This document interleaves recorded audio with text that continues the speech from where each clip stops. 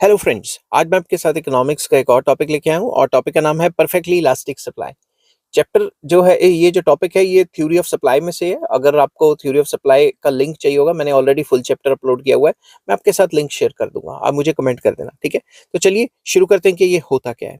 When the quantity supplied of a commodity responds by an infinite amount to a very small increase in price, and the quantity supplied becomes zero when there is slightest decrease in price, is known as perfectly elastic supply.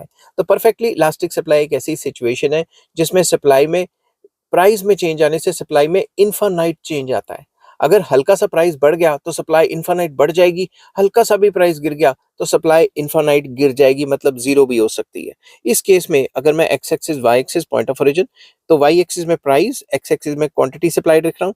इस case में जो supply कब होती है वो तकरीबन parallel to x axis होती है, ठीक है। तो इसमें अगर मैं इलास्टिसिटी ऑफ सप्लाई बताऊँ तो ये क्या है, इन्फिनिटी। मैं इन्फिनिटी को अच्छे तरीके से लिख सकता हूँ, लिख लेता हूँ। तो इस केस में क्या होगा, अगर सप्लाई प्राइस हल्की सी बढ़ गई तो सप्लाई इन्फिनिटली बढ़ जाएगी, और अगर प्राइस हल्की सी गिर गई तो सप्लाई इन्फिनिट गिर जाएगी, मतलब सप्लाई जीरो हो जाएगी। समझ गए बात। तो आई होप ये वीडियो आपको पसंद आई होगी। अगर पसंद आती है तो please like, share and subscribe. Take care, bye bye.